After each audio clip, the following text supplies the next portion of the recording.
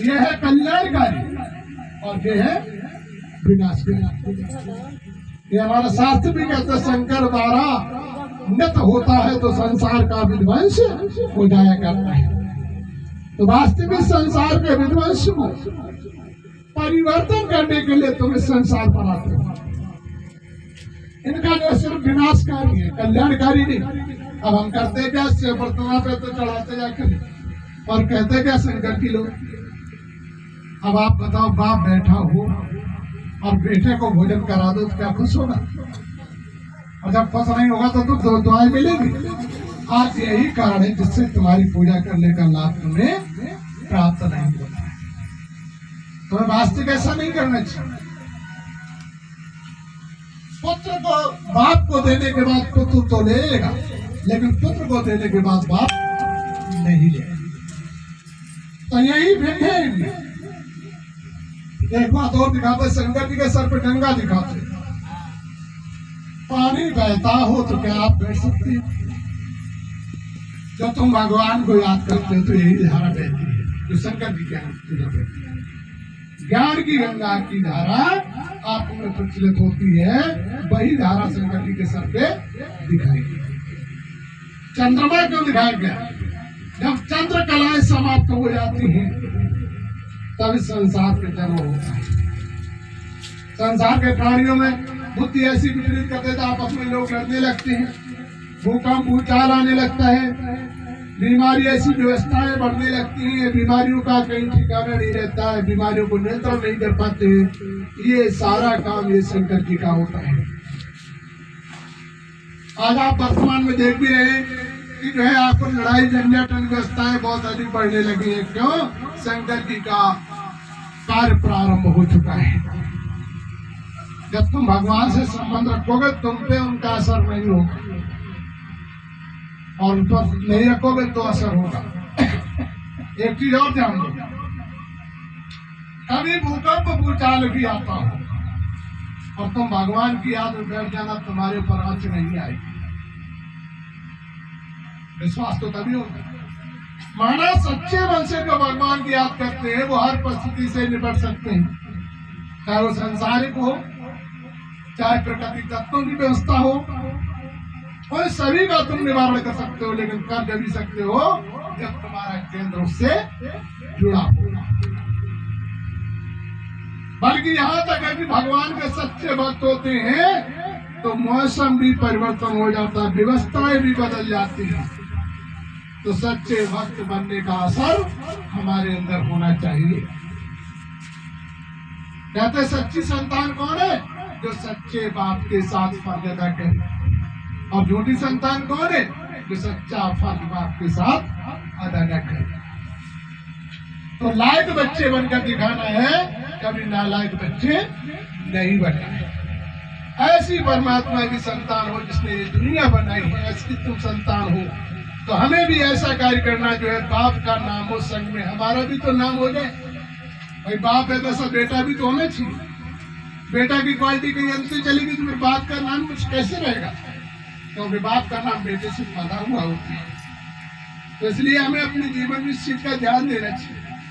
शंकर जी यही तो दिखाते हैं अपने बाप का नाम अदा करने के लिए, उनके ध्यान में लीन रहती है। एक बात और है, शंकर जी के गले में सर्प दिखा दिया जाता है। इसका अर्थ क्या है? जो शराब दोष इत्यादि गलत कार्य करते हैं ऐसे लोगों का ये विध्वंस करते हैं, इसलिए गले में सर्प की माला दिखाई जाती है। लेकिन सूक्ष्म बदन में सर्प नहीं होते हैं, सर्प तो इस दुनिया में होते हैं। इसलिए भी सर्प दिखाया। चंद्रमा क्यों दिखाया जाता है? चंद्र कलाएं समाप्त होना। जैसे 15 दिन उजाला होता है, 15 दिन अंधेरा होता है। तो सतयुग त्रेता को उजाला कहते हैं, स्वर्ग कहते हैं।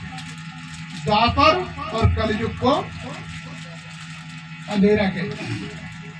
जैसे ही द्वापर प्रारंभ, हरे हरे कलयुग में अंधेरा हो जाता है। जैसे आज वर्तमान में पिता पुत्र का संबंध समाप्त हो गए, आपस में व्यवस्थाएं पहला देरी तो है, कोई किसी का सत्कार तो नहीं कर रहा है, उपयोग व्यवस्थाओं में लगा हुआ है। तो ऐसे अंधकार से हमें फिर पुनः प्रकाश में जाना है। इसीलिए परमात्मा की यात्रा तो प्रकाशमयी व्यवस्था में पहुंच जाएगा तो जीवन का सदा उद्धार हो जाएगा, कभी दुख नहीं है। तो हमें अपने जीवन में ऐसी व्यवस्था का बदलाव कर लेना चाहिए, तभी हमारे जीवन का उद्धार। जब तक ऐसी व्यवस्था का बदलाव नहीं करेंगे तब तक हमारे जीवन का उद्धार नहीं होगा। तो इस प्रकार से दिखाया जाता है। अब शेर की छाल पर बैठा कर दिखाया जाता है। किसी देवता को शेर की छाल पर नहीं बैठा दिखाया जाता, सिर्फ शंकर जी को ही क्यों दिखाया जाता है? क्यों? ये नष्ट हुआ है, इन्हें भय किसी से नहीं है। बुद्धि विपरीत कर दी तो आपस में महाप्रलयकार मचा दिया। मारने भी नहीं आते, सिर्फ तुम्हारे कनेक्शन को गड़बड़ कर देते, जिससे लड़बिड़ के संसार समाप्त हो जाता है। प्रलय, भूकंप इत्यादि ऐसी व्यवस्थाएं उत्पन्न करके संसार का विध्वंस करते। तो विचार करने की बात है कि वो परमात्मा के आदेश को पालन करते, किसी व्यक्ति के आदेश को पालन नहीं करते। तो जैसे ही परमात्मा का कार्य पूरा हो जाता है वैसे पूरा फिर भगवान की भक्ति में लीन हो जाते हैं।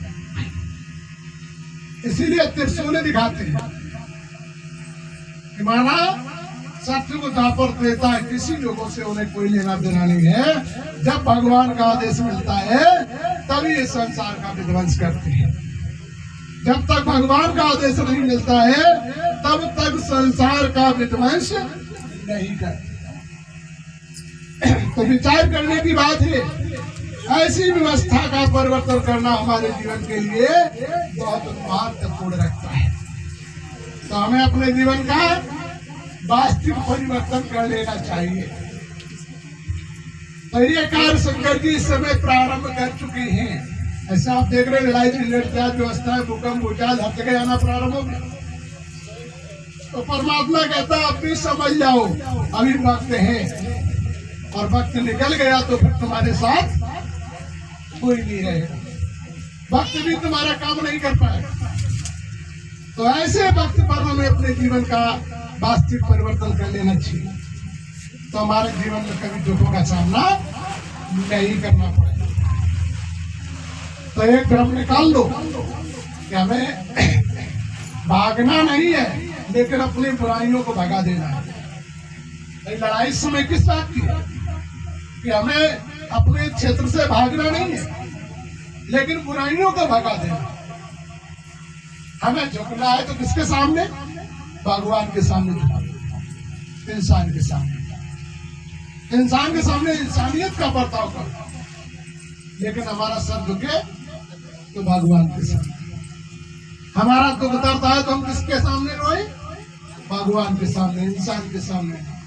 इंसान के सामने रोगे तो वो तुम्हारी हंसी उठाएगा, हिल्ली करेगा, लेकिन तुम्हारे आंसू पहुंचेगा नहीं, अपमानित शब्दों का प्रयोग होगा। और भगवान के सामने झुकाओगे तो हंसी से भी बचोगे, परेशानियों से भी दूर हो, और वो तुम्हें गले लगाए। भगवान के समान इंसान में दया नहीं है। संसार में कोई भी प्राणी के अंदर भगवान के समान दया नहीं हो सकती है। तो वास्तविक जो भगवान में दया है वो किसी इंसान में नहीं। तो इसलिए हम भगवान के सामने झुकना सीखे, इंसानों के सामने झुकना बंद करें, तो हमारे जीवन का वास्तविक उद्धार होगा। और यदि हम ऐसा नहीं करेंगे तो हमारे जीवन का उद्धार नहीं होगा। हमारी ये बात हमारे बहनों को समझ में आई। अब लोटा लेकर मंदिर गए हो कि अपने जीवन को परिवर्तन करें। एक चीज ध्यान दो, लोटा लेकर जब नहीं व्यवस्था रास्ते में चले गए, या तो एक नियम बनाओ, यदि लोटो लेकर मंदिर जा रहे हो तो फिर किसी को देखो मत, अपने विचार अपने भावना को शुद्ध करके जाओ, जिससे वहां यहाँ घर से निकले और मंदिर तक पहुंचते हो वो सारा समय तुम्हारे अच्छे संस्कारों में जाए। और यदि तुम ऐसा नहीं कर पाते तो फिर बेकार जाओ, दुआएं नहीं मिलेगी, बस दुआ लेकर आओगे तो भगवान को किस तरीके से कायदे से करते हैं। माने कहीं पर भी जाने से पहले हम सम्मान करना सीखें।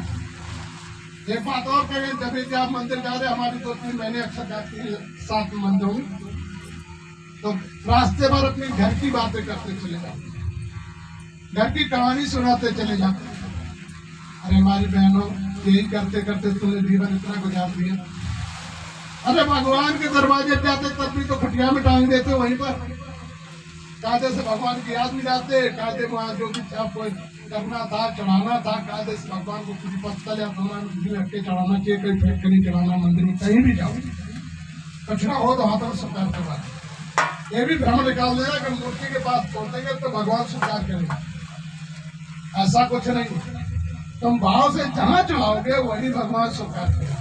इसका प्रमाण भी हम एक आपको दिखाएं कि मीराबाई थी, महात्माओं ने मंदिर में नहीं घुसने दिया था तो बरगद के नीचे बैठ गई। उन्होंने कहा मैं नहीं जा पाऊंगा तो कृष्ण को आना पड़ेगा। मूर्ति उठ के आई थी मेरे पास, महात्माओं को सब रुकाना पड़ा। तो उन्होंने क्या आपके तरीके से पानी तो नहीं चढ़ा था, आपके तरीके से प्रसाद तो लेके नहीं थी। उन्होंने अपना दिल समर्पण किया। दिल समर्पण के कारण मूर्ति को चल के आना पड़ा। तो विचार करिए हमें भी क्या करना चाहिए, दिल को समर्पण करना चाहिए। वस्तु में तो हमारी एक सत्ता है, भावना है, सत्ता से वहां ले जाते हैं, लेकिन दिल अर्पण नहीं करते।